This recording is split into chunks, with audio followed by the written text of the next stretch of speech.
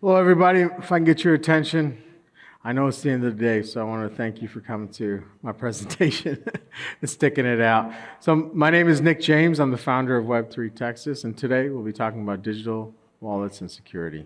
Okay. Just want to highlight our sponsors at the bottom there, on the bottom left. ElevateIT, of course, that's the organizer of this conference. We also have CryptoSteel, and then our partner Revoke Labs. Austin, could you go grab the CryptoSteel from the table? Thanks. All right. So I want to start talking a little bit about what it is we do. I think every one of you actually came to our conference, our table. So you know a little bit about us already, so I'll keep it short. You all know that we're a 501c3 nonprofit registered here in the great state of Texas. And our mission is very simple. It's to make Web3 accessible to all, simplified, captivating, and adaptive learning experiences on all mediums. That mission statement is very important to us, and I look at the mission statement almost like a seed of a plant. It contains all the DNA for the organism that will grow out of it. At the end of this, as long as you're paying attention, you have the opportunity to win a CryptoSteel capsule. Okay, so it has a $99 value. I will explain the importance of this product throughout our presentation, but you see all the great attributes of this product. Okay, it's a physical and secure backup of your seed phrase wallet. It's off-grid, meaning it's non-electronic. It's fire-resistant, water-resistant, corrosion-resistant, electricity-resistant, pressure-resistant. If you are interested in it, you can take a picture of that QR code on the bottom right, and then use the promo code, thank you, Web3TX_Steel to get 10% off your purchase if you don't win it tonight. All right, here's the cool part. I talked to every one of you. You're all going to get a free NFT at the end of this, okay? There's only 100 of them. I was only given 100 NFTs by the issuer, and the issuer is called POAP. Okay, it's a POAP. It's a proof of attendance protocol. Basically, what this means is this is verifiable and auditable proof on the blockchain, and it is also immutable that you came to my talk tonight. Okay, I'll talk more about it a little later. And it's a pretty cool design, if I might add. A little bit about me. I spent 15 years in securing Web 2, I like to say. I have a bunch of letters after my name. Some of you may recognize some of these certifications. Stumbled upon Web 3, I lost a bunch of money, I fell in love. It's a weird relationship. And I started with education. I think it's really important. I think that if we all had the opportunity to go back to the late 90s, before we started creating identities and accounts, putting our personal information, financial information, healthcare information online, if we understood we had the foresight, we understood the risks and the loss that we would incur as a humanity because of the internet, we would have done something like this. We would have offered a public service as a nonprofit to help educate all the people that were about to go create accounts online on how to do things like create strong passwords, where to store them, how to spot phishing emails, etc. So that's why I'm doing this. As a cybersecurity professional with all these letters across my name, I think that is important in this transition from Web 2 to Web 3 to insert education at a point where the society is vulnerable. They're vulnerable, not in a bad way, and they're open and they are aspiring to find points of education. So I founded this company, Web3 Texas. Like I said, we're a 501c3 nonprofit located right here in the great state of Texas. I love memes. You'll learn that about me. So that's me on the top. Okay, and that's Web3 people at the bottom, in the middle. And that's Web3 people talking to me about Web3 in a urinal. All right, class rules. Reserve all, actually, no, you don't have to follow that first one. That was from our template when we do live streams. If you have a question, just stop me. It's okay. We're probably not going to get through the whole thing. It's the end of the day. I love questions. I love diving deep, so it's okay if you ask questions. No such thing as a dumb question. None of what I say today should be interpreted or misconstrued as financial advice, okay? Nothing of what I say today should lead you to go and make a purchase with your fiat money or your crypto money, okay? Just want to be very clear about that. All right, let's jump in. Learning objectives, you're going to learn about Web3, you're going to learn about the basics of digital wallets, and then we're going to talk about wallet security best practices. Memes. I love memes. I love this guy too. I don't know what his name is, but that's how a lot of people feel sometimes. I know he played in some Marvel movie. So what is Web3? So let's take a trip down memory lane, okay? So there's all these industrial revolutions we've been through. Let's go to the important one over there. The third one, the internet, okay? It started in the late 60s. It started with DARPA, then it went into educational institutions and all the institutions that really had the manpower, the know-how, the educational resources to actually put stuff on the internet, okay? And then that is really what delineates Web 1 from Web 2. If you look at the top where that arrow sits, that's Web 1, okay? Web 1 is known as a read-only internet. Otherwise, it democratized information. Then Web 2 introduced read and write.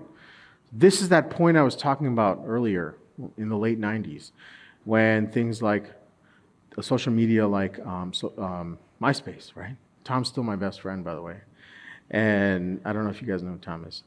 And content management systems like WordPress came out, right?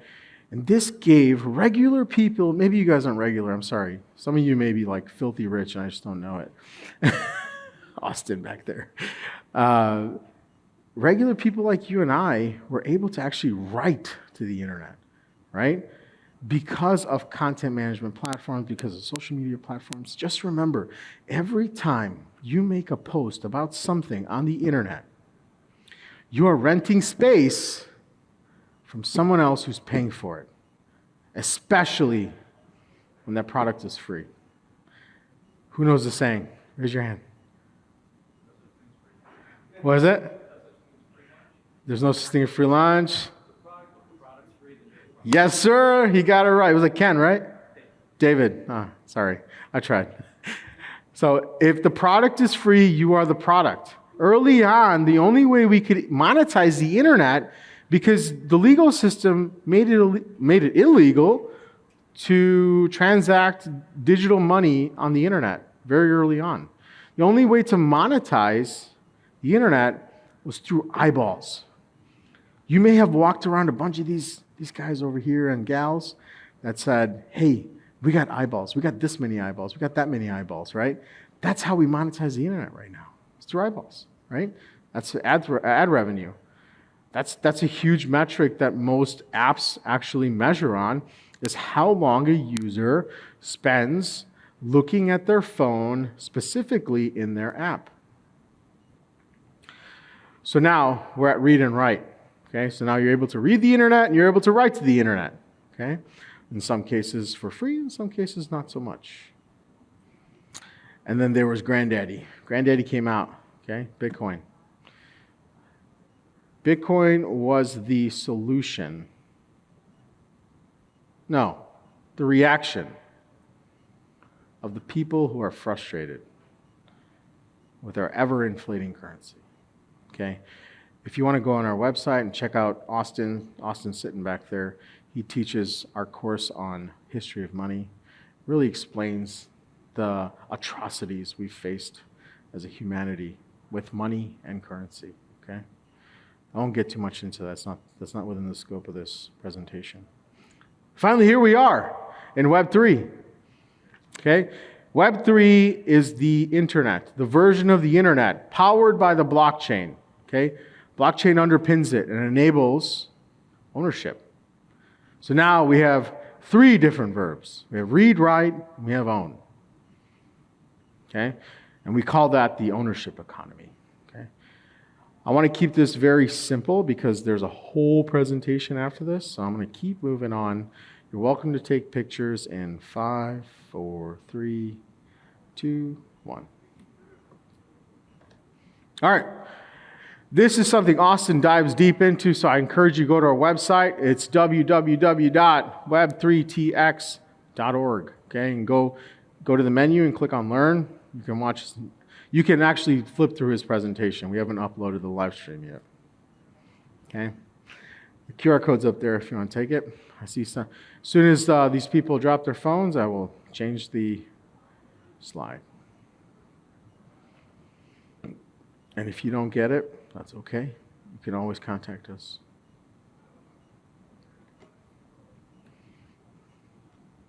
All right, major industries in Web3. Okay, I know some of y'all are numbers people, so I want you to pay attention to the blue text to the left of the circle, in some cases to the right of the circle. Okay, there's finance. There's crypto and decentralized finance. The next branch is collectibles or non-fungible tokens or NFTs. I'm sure some of you have heard that buzzword. Then there's DAOs, right? That's the future of corporate governance, right? It's a decentralized autonomous organization. Then there's the entire infrastructure that underpins it, which is actually Web 2. What we're all on right now, what some of us work for right now, right? Then we have metaverse and gaming. Security and development, okay? And all of these have some really large numbers tied to them. Some of them with an M after the number, some of them with a B after the number. That means that people are taking this stuff seriously. It's no longer a joke. It's no longer a scam, but there are a lot of scams out there, okay? And that's what we're here to help safeguard you from, okay? To help educate you so you walk into Web3 confident, risk-aware, and well-informed citizen. This is a very simple graphic. I'm a huge visual person. So I will let people take pictures of this because this is how you explain to grandma at the Thanksgiving dinner this year what Web3 is, okay? That's it. Web 1, you read. You had a browser. Web 2, now you have a browser and a mobile app, and you can read and write. And in Web 3, you can do all the things in Web 2, but now you can own stuff with a digital wallet. Okay, I'm going to teach you how to secure that. Any last minute pictures? No? Okay. Alex. This is my man, Alex, guys. Okay, sorry, I had to give him a dap. All right, digital wallet basics. Take a picture of that. I love this one, okay? It's like the IP address one where the guy was like, no, give me your address, and he gives him his IP address, and he says, no, your physical address. You guys seen that meme? No? Nobody? Anybody raise your hand if you've seen that meme? Oh, you got to Google it. Anyway, Alex has seen it. All right. Using digital wallets, okay? We love, our approach at Web3 Texas is taking things that you already know and comparing and contrasting to things that are happening now. So new concepts, right? So let's look at the use case on the left. Excuse me. This use case in that skinny little sidebar to the left is you making a Venmo payment, me making a Venmo payment to Edney over here, okay? Look at all the intermediation. You have a bank, you have Venmo, then you have Venmo again because you have to go account to account. And then you have a bank again, and then you have me, okay? And a lot of the use cases I think you already understand. There's business to business, there's equities, there's e-commerce, there's physical point of sale, right? It all happens and the way we pay for things is there's only really two ways, or actually three ways. There's online, there's with our debit card or credit card, right? And then there's a wire transfer, right? And all comes back to the bank. But ultimately, the bank is where our money is, our money stays, and who makes money from our money. But on the right, we have peer-to-peer. That was the original vision of Satoshi Nakamoto. he or them. It's not a pronoun thing. We just don't know if it's a bunch of people or one person. Wrote this white paper. They released in 2008, subsequently released the network Bitcoin in 2009. They were fans of peer-to-peer exchange, disintermediated peer-to-peer exchange. Okay? So if you compare that slim bar on the left to the slim bar on the right, you'll see some differences. You see a lot less middle people, right? So if I'm exchanging money with, let's say, who should I pick? Alex. There we go. If I'm exchanging money with Alex, I have money in my crypto wallet. I send it to Alex. That's it. There's nothing in the middle other than the blockchain. The blockchain is just a record. It just makes a record that I gave money to Alex. And in fact, it is anonymized. The way I am represented as an identity is a 42-character string, and nobody knows it's me unless I want them to know it's me, right? Nobody knows it's Alex unless Alex wants them to know it's Alex. And here are all the different use cases in Web3. There's a bunch of them, okay? So I'm not going to jump into all of them. Moving on. This, folks, is the money slide, okay? This is what brings it home for most people. So please take the picture if you have to. Otherwise, maybe you got a photographic memory like some of the people in the audience right now. Okay? This is what you know. Okay? There's a card issuer. There's a debit card. If you don't understand this model on the left, please raise your hand and I will go into it. I just don't want to waste time if you already understand it. Look at the similarities. Okay? You have a card issuer that gives you a card, a debit card. That card is plastic. Same could be said for cash. It's just cotton paper and ink, and maybe some sort of a little plastic bar that has a hologram in it. Okay, to make you feel special. So this debit card has two things that come along with it. The card number, it's a 16-digit number. I think most of you are used to seeing it, entering it online. That's sort of public, right?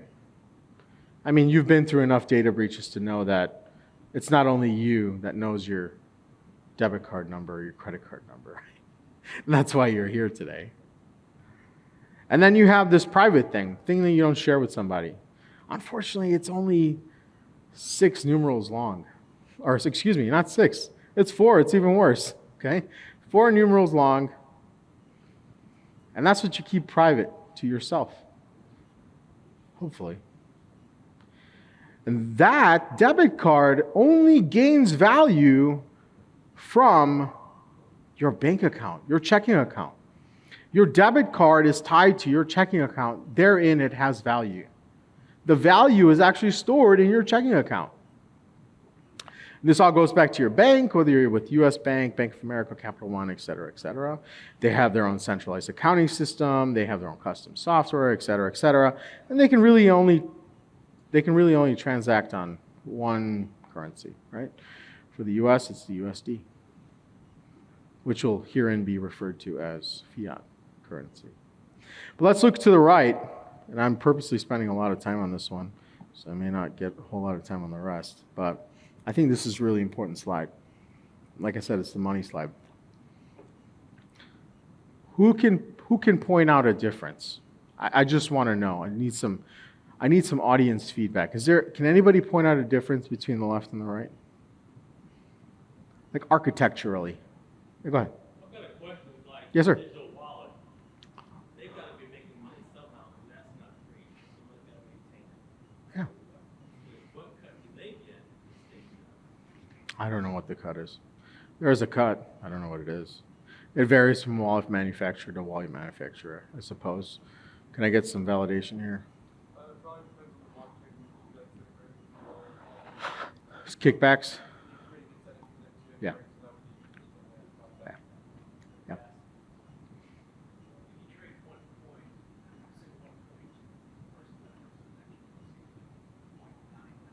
Correct. There's a transaction fee. I'm not saying all this stuff is free. The blockchain itself has a gas fee, okay? I have not seen a commission being taken by my wallet itself. For all intents and purposes, I see the gas fee associated with the blockchain that I'm using at the time when I'm using the wallet. So there may be, it's very obvious that there is, to your point, incentive from the blockchain to the wallet manufacturer. Does that answer your question? Okay. Yes, sir.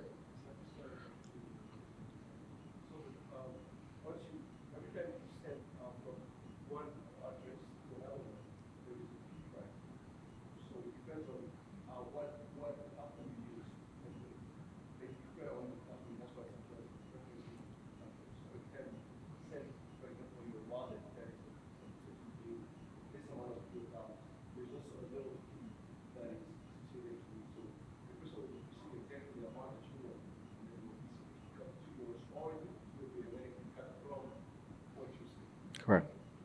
Correct. Yes, Andrew. Yeah. Correct. It's opaque, right? You don't see it. Visa, MasterCard, Amex, et cetera, Discover, they all charge fees, right? Very high fees, especially Amex. Yep. Yes, sir.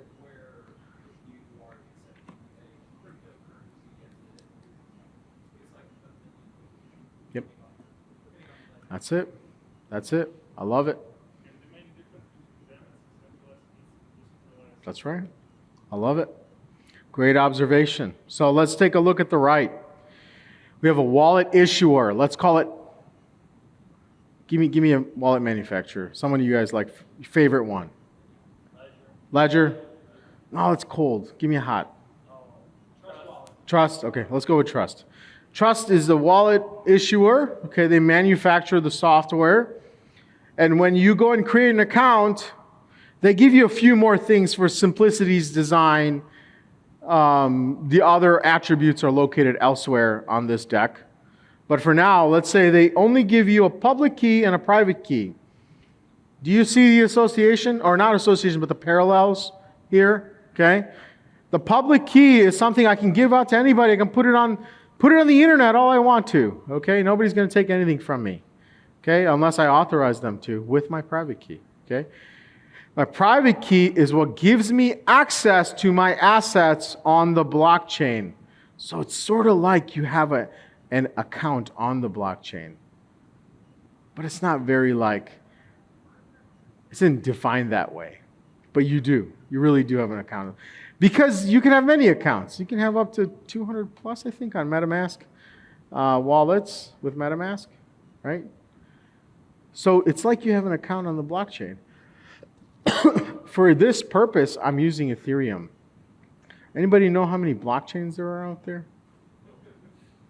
I don't either. I was testing you guys. I didn't know the answer, though.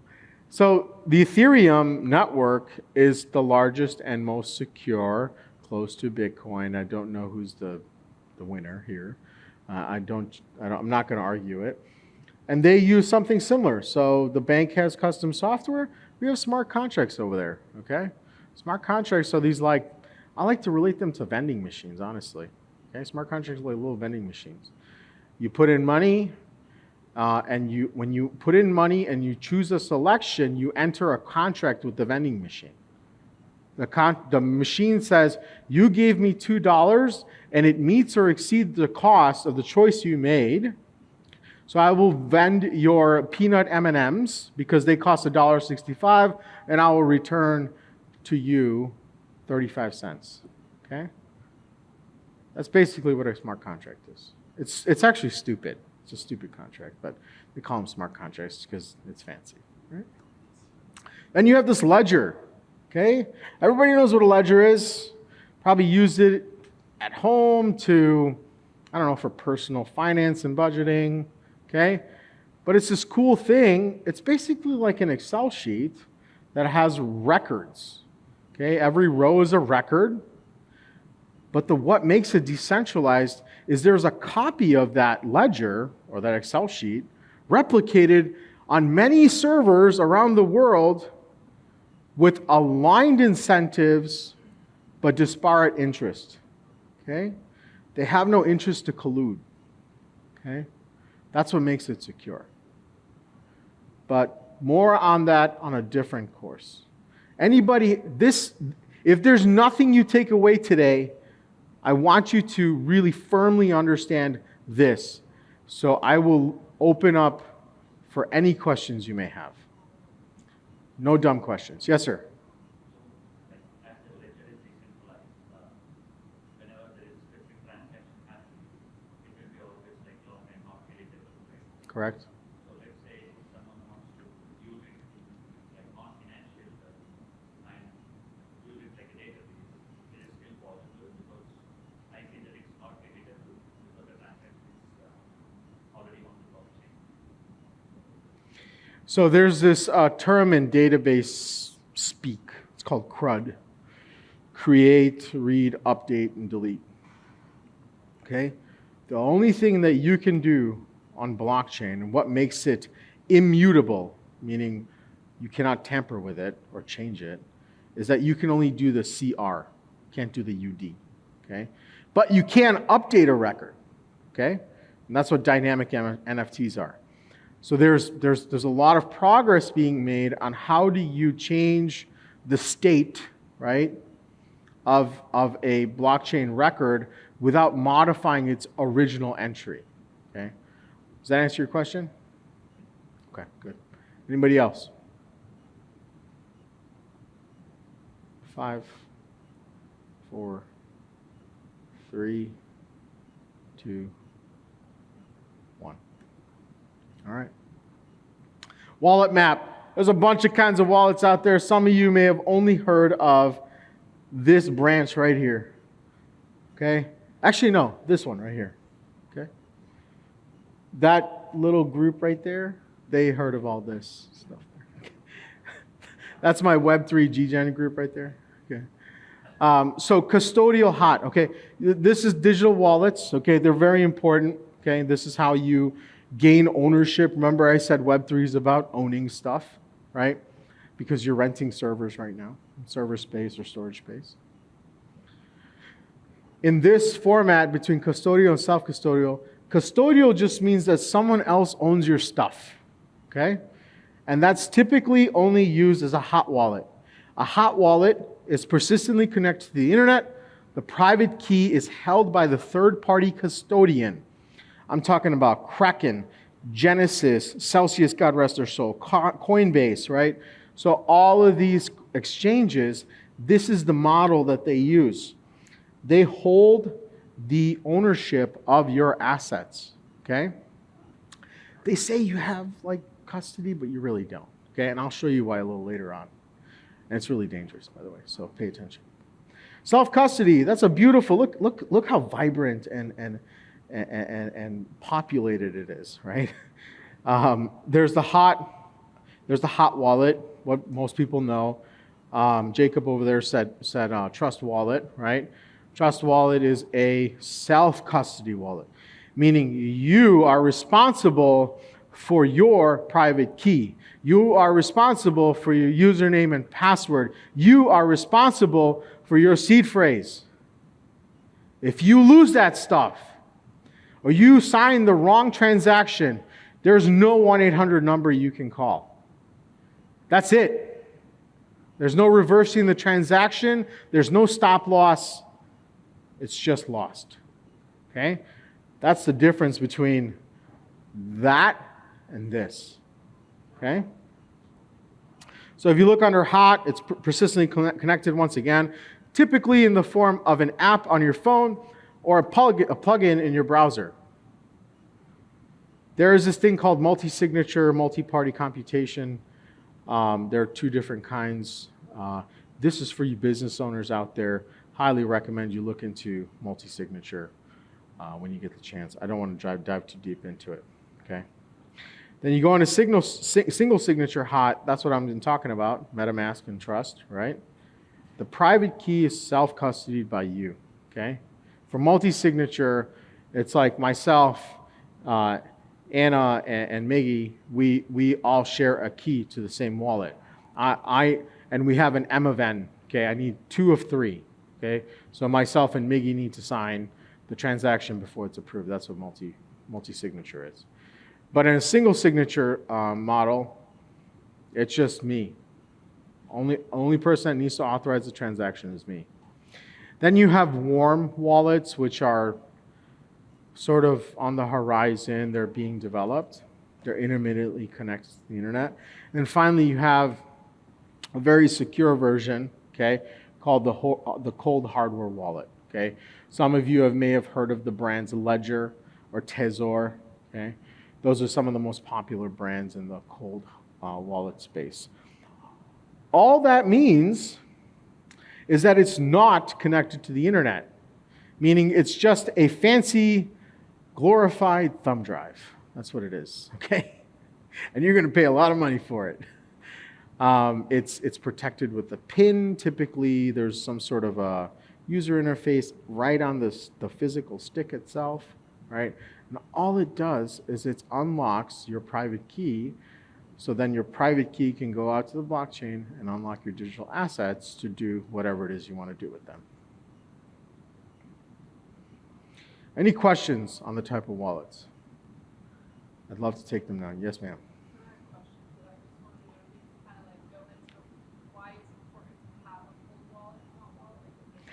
Oh yeah.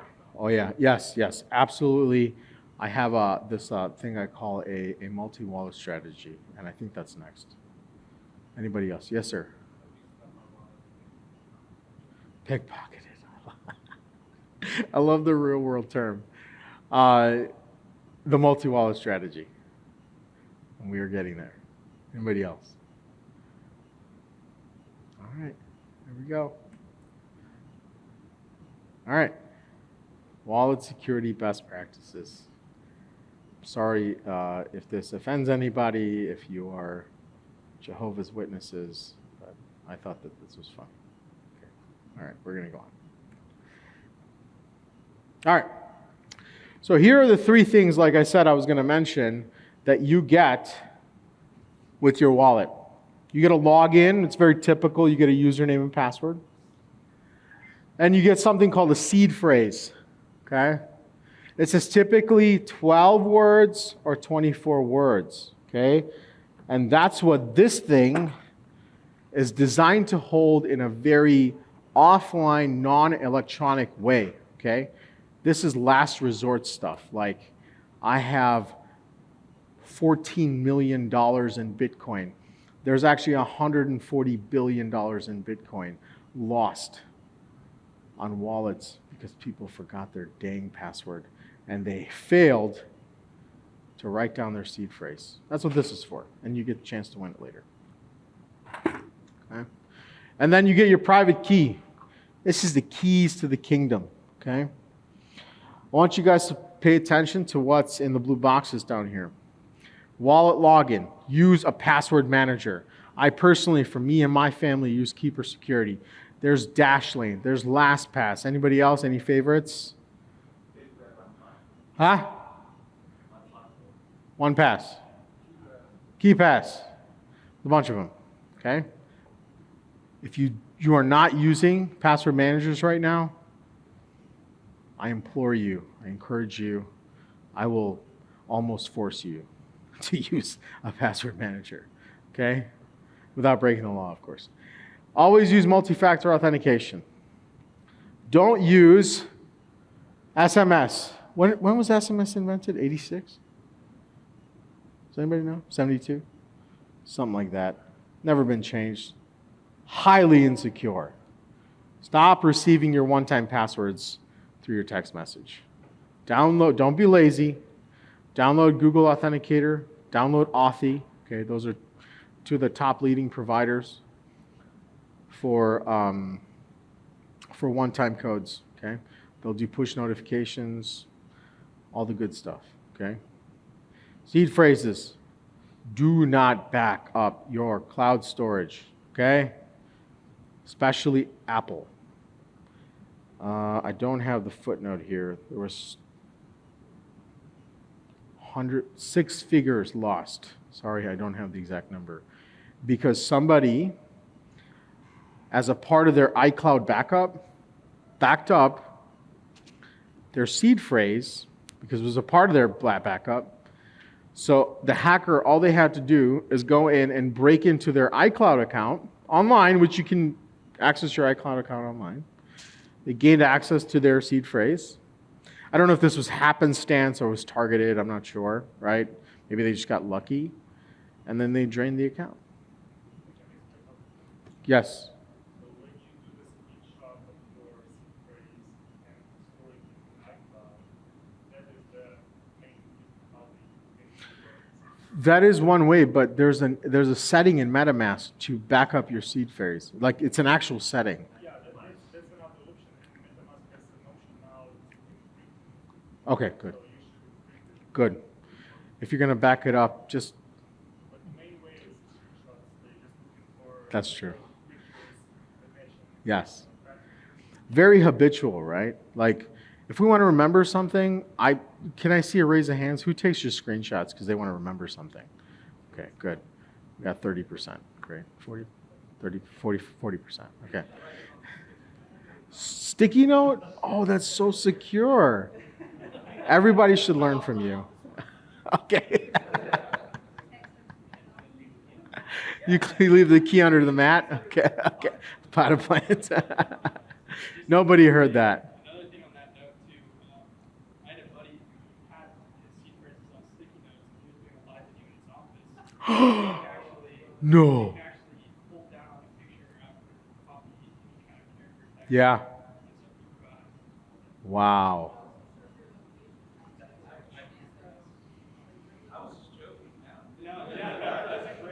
Jacob is very serious. Yes. Yes.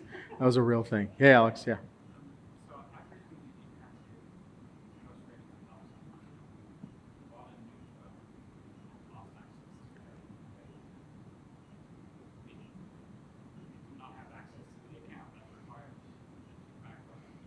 Yeah. Are there any like recommended services or steps to take to approach this or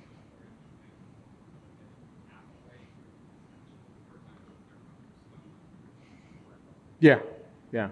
And this is through SMS or Google Authenticator? No, I'm saying the method you described, Yeah. how can I get access back to the account They will have to just... I can reply. Use Audi recover using one password service. But if you lost the Google later, you lost it. Yeah, you lost it forever.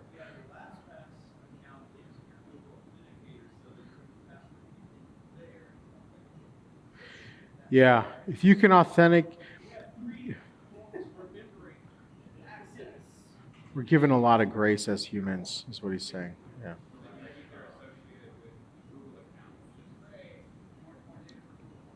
Yeah.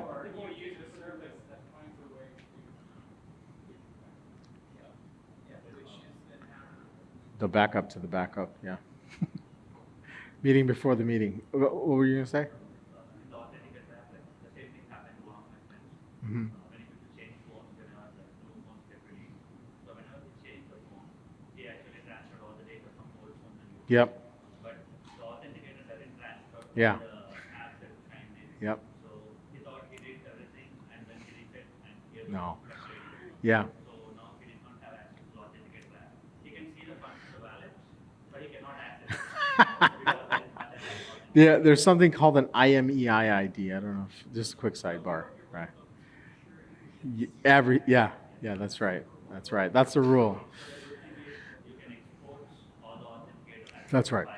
Yep. And whenever you install again, if you import that file, it will import all the Correct. apps again. Whenever you change phones, make sure you do that. I love it. Thanks. What's your name? He lost like $1,500. He can still see the funds, but he cannot access it. Yeah. You need to give this lecture at every hour. I'm a genius at the Genius Bar. Did that answer your question, Alex? We have another one?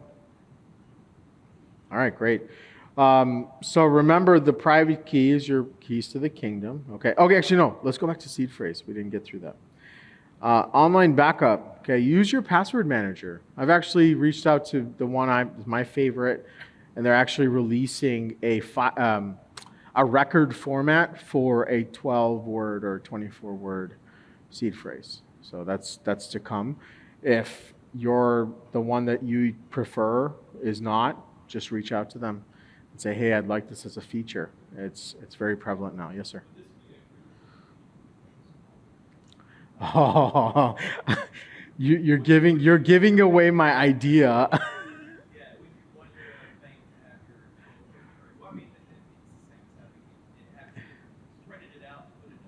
Sure. Yeah. I had the idea of that. It's actually in my email. Whenever I have ideas, I email myself. So it's yeah. No, let's just collaborate. Yeah, we're Web3, bro. Come on. Okay, let's do it. That's actually a great idea. Like, are there custodial services? Let's talk about, real quick sidebar. We do have some time. Let's talk about estate planning. Okay, we're coming into that sort of generational exchange, right? We're going to be coming into the generational exchange where we have people with crypto wallets getting old enough to die. So what do? Right? How do you estate plan for crypto or digital assets?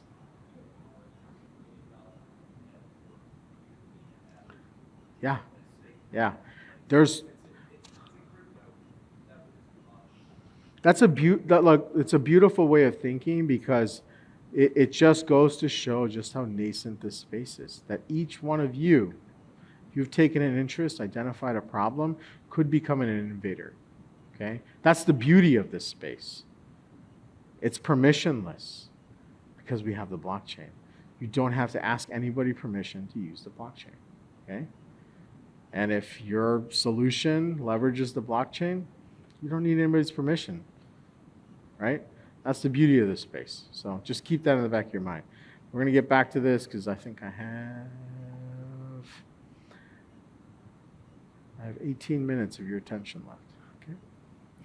Private key. Oh, excuse me. The last final point, the offline physical backup. This bad boy right here. We, Web3 Texas, consider to be the most secure option for backing up your seed phrase. Yes, sir.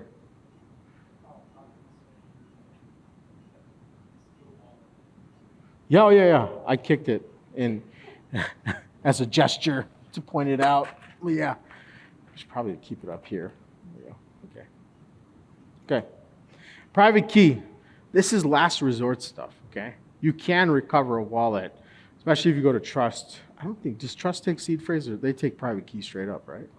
Both? Okay. You can recover your wallet with your private key. It's not preferred. You should not be tampering with or handling your private key by any means outside of backing it up, which you shouldn't be handling your backups, right? It's all automated. That's the reason the seed phrase is there. It's human readable, right? Because your private key is 64 character, random generated string of like characters and numbers, just characters and numbers. Okay? The wallet's job is to protect and store your private key. Your job is to protect your wallet. Okay? So use a cold or hardware wallet for high-value assets. And I think 2 questions came up about that, so I'm going to jump right into multi-wallet strategy, which I hope is next. Yes, I got that right. All right, multi-wallet strategy. Let's take a look at the top right here. This is traditional stuff. This is all things you understand, okay? Online, or physical store, you sell and list stuff, okay? When you're walking around, maybe today you went to the ATM, you got a few dollars to tip the bartenders, right? Pay for parking, right? You're not walking around like Jay-Z with bankrolls, are you? No. you got just enough cash to get you by the day, right? Otherwise, you put yourself at risk of getting mugged. I don't know the crime statistics in Houston because I'm from Dallas, but it's always a possibility anywhere. Savings, okay? Excuse me, let me talk about checking. Checking is another account where you don't keep all of, I don't want to judge anybody. I hope you don't keep all your money, okay? Then you have your savings. Your savings is usually interest bearing, so you're incentivized to put a bulk of your money in your savings as a means of staking. I think this little group will understand what I'm talking about. You're staking your money with your bank so they can go lend it out and make money on your money, okay? That's what happens. And then you have investment accounts. That's where you invest. That model is not all that dissimilar in Web3. You have your hot wallet, MetaMask. That's where you sell stuff or you list stuff with it. You have your Coinbase account. You buy stuff. You convert your fiat US dollar to crypto on Coinbase. You transfer out of Coinbase. You have your ledger. That's where you store all of your valuables. Okay? You don't keep it in your checking account or your Coinbase or your MetaMask, right? And then you have your trust wallet. You can stake with it, like I was saying earlier. Okay? So follow the same principles. Stop putting everything in one wallet. Because you know what? Once this gets popped, all your stuff's gone. You sign the wrong transactions, everything's gone. Okay? So diversify. Get different wallets from different manufacturers and establish one as the one that holds your most valued possessions. Okay? And I'm hoping that it's a cold wallet, like I described earlier. Okay? Glorified USB drive. Okay? Because what that does is it removes any sort of ability or attack vector from a thief or a hacker to gain access to your private key so that they can make transactions on your behalf and steal your assets. So in this model, I look at the savings account like your ledger. Or you can maybe call it a safety deposit box because it's offline, right? And then you use a different wallet. You can create as many wallets as you want to, honestly. Create a different wallet to stake your assets. You know, that's for a more advanced class what staking means. Okay. I'll stop here, even though I only have 12 minutes left. I want to know if anybody has any questions.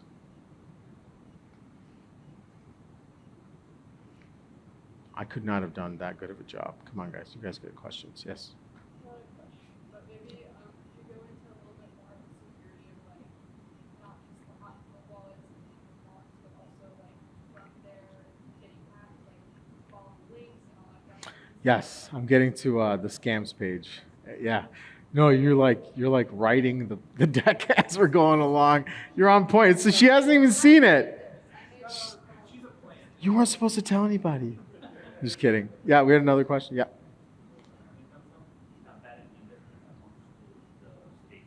Yeah.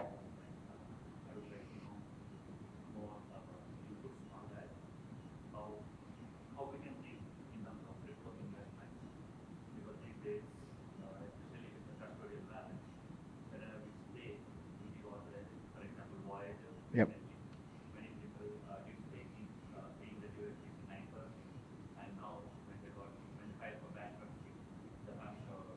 Yeah. Yeah. But apart from that, when we compare it with investment, even though it's down or up, they still belong to us, right? Yeah. I'm grinning from ear to ear because it sounds like you also created this deck. I'm definitely getting to that. It's a very relevant question. I appreciate you asked it. I'm going to answer it in just 1 or 2 slides. Yes, sir.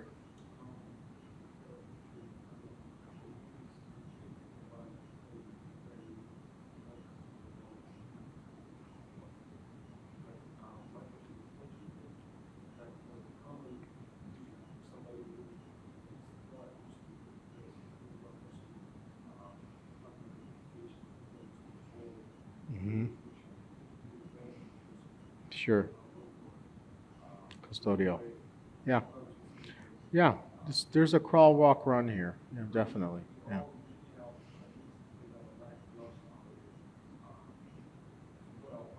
Yeah. Yeah, no, I love that view. Yeah, yeah. I totally agree with you, honestly. It's a crawl, walk, run here. Like, don't go, I mean, go out and get one. Just don't put a bunch of stuff in it, you know? Go out, play with it, check out the settings, go on testnet, go on mainnet, you know? Check out how to, like, sign off. Yep. Yeah, go ahead. One thing that I would suggest, a little bigger on the research mindset, is also jump in and ask questions, not necessarily cybersecurity questions, but if you get involved in a community that's already there, that's slowly growing and figuring this out themselves, they can give you their experience and their opinions, and you can kind of pick and choose through. Because I know earlier you said based on if you got 2 to 3 signatures and you have a company or Yeah. whatever, you're individual, single, one-on-one artist kind of mindset. I, from my own experiences, got involved in other communities, especially individuals that don't even have it. I kind of learned that way. And Yep. it helped me build my own company. That's a great point, Lonnie. So the beauty of this community is that there's this acronym. I sign every one of my emails with it. It's called WAGME. We're all going to make it. Okay. That means that this space is so darn small. And we all have to be out here helping each other. If you're a scammer, if you prey on other people, if you don't belong here, you're not wanted here. And you will get flushed out. Okay? So the people who are here in your community, which Web3 is all about community, are here to help. And you'll know who they are. Okay? So it's a really great point. All right, folks. I think I spent enough time rambling. I only got 9 minutes of your attention, so I got to use it wisely. Wallet twins. All right. So the cool thing is that I was actually just playing around, and I tried to recover a wallet that I didn't lose. And it turns out that even if MetaMask, I created my wallet on MetaMask, I can open that same wallet in Trust Wallet. So now I have 2 logins to my wallet, right? So if I crap out on MetaMask on my phone, but I'm logged into Trust on my desktop, it's the same wallet. Because you have to understand the account, right, of custody is on the blockchain. It's not with the wallet. So I can take my seed phrase or my private key and log in somewhere else. So it's a good practice to have. I suggest, securing it with all the other methods I taught you, but it's a great way to sort of create some redundancy in case of a disaster, okay? All right, wallet permissions and sessions. I'm gonna breeze through this, okay? There's something called a DApp. It's a decentralized application, okay? It needs to connect to your wallet, okay? That's typically in a true DApp, you don't have a username and password. You authenticate through your wallet. DApps in Web3, they don't care who you are. They don't need your first name, last name, email, your mother's maiden name. They don't need all that stuff. You authenticate through your wallet, okay? So when you're logging in, because you have to authorize the login, be very careful of this little box here. This is all in plain text. This is all in kitchen English. It will tell you, just like when you download an app, you open it for the first time, it's saying requesting access to your camera and your geolocation, all that stuff. Read this. Don't just click that. Stop being click happy. Read this first. If you don't like what this says, just cancel it. Something else in the DeFi space. Decentralized finance applications need evergreen permissions to make trades on your behalf because your eyes aren't on screen all the time, okay? There's this really cool app built by amazing developers who have you front of mind, the people, okay? This is the stuff that's going to make it, okay? It's called Revoke.Cash, okay? Please scan that. There are scam versions of this thing that will just take stuff from you, not give you any sense of security, okay? It's Revoke.Cash.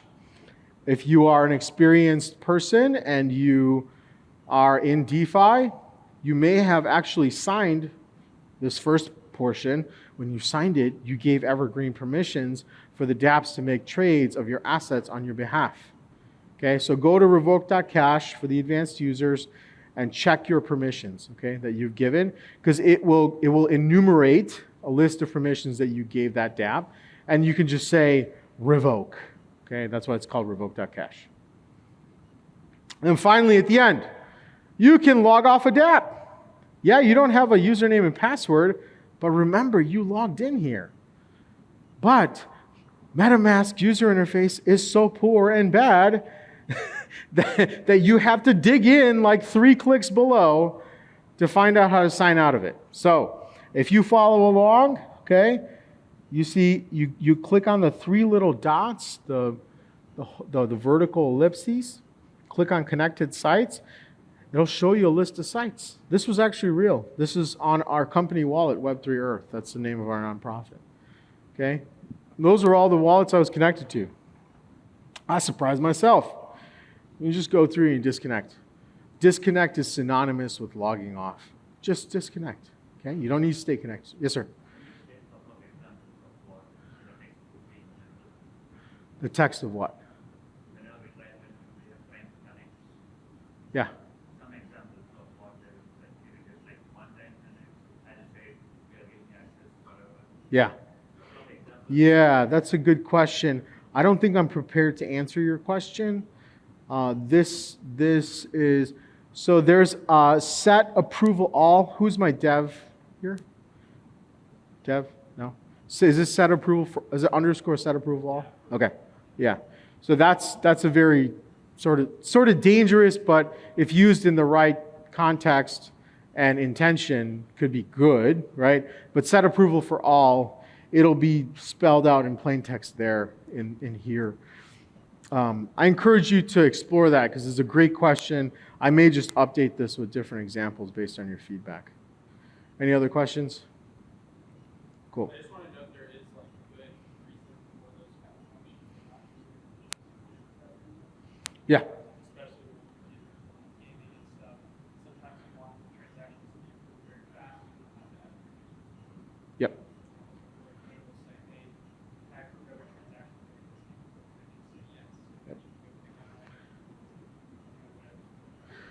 Jacob is the CEO of MetaOps, by the way, so he knows what he's talking about. It's a game.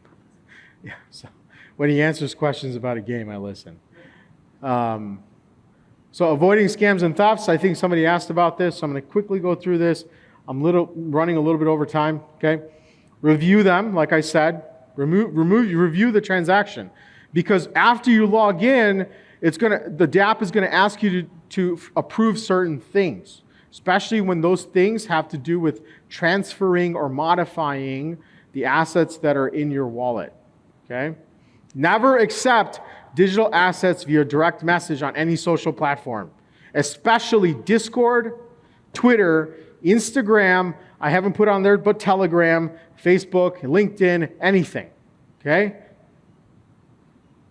If it sounds too good to be true, it is definitely too good to be true, okay? No one is going to give you their Bored Ape that they bought for $5 million, okay? That's just a matter of fact.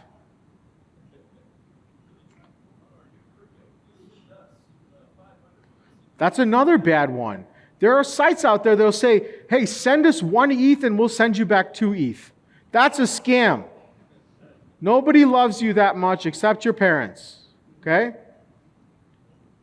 Maybe not even them. 2 ETH is a lot.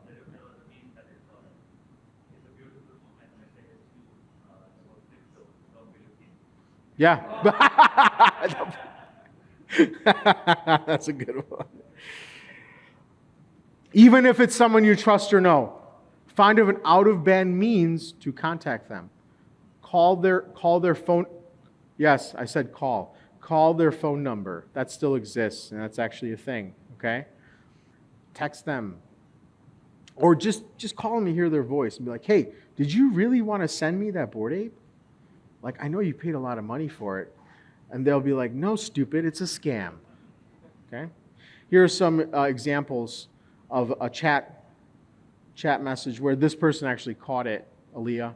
She caught the person trying to make the scam because of a very old tactic. Looks rare is the actual domain name. This says looks arse, okay? Then that's ass in UK language, I think. Okay, I am out of time. But remember, not your keys, not your coins. When you keep stuff on the exchange, these are all captions from the terms of use. That's Coinbase, that's Celsius, okay? It says, in the event that Celsius becomes bankrupt, enters liquidation, or is otherwise unable to repay its obligations, you may not be able to recover or regain ownership of such digital assets. Okay? That's what that says. Casey, I'm done? Okay. No, I definitely didn't. I still have to give away. Who has the answer to this?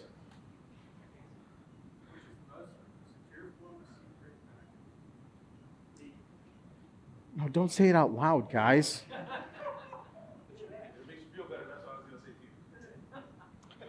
to you. You. D.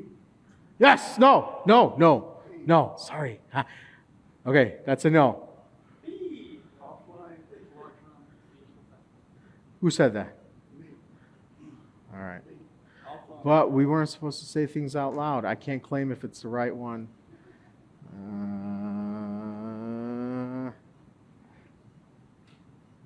Okay, there you go. B. She got it right! All right. Hey, real quick. Selfie time. Can you have a seat real quick so I can get this, so it doesn't look like you're rushing out of my class like you were bored? All right. Awesome. And then, if you want to stick around for the NFT, you're more than welcome to. Please take this course survey before you leave, okay? But what I want you to do right now, if you want the NFT, okay, I'm gonna bring this out. Scan this, and you will watch. This is so cool. I only have remember, I had 100 limit. It's gonna start to increment. I'm gonna get my own. Actually, Austin, can you get mine? Yeah. Yeah.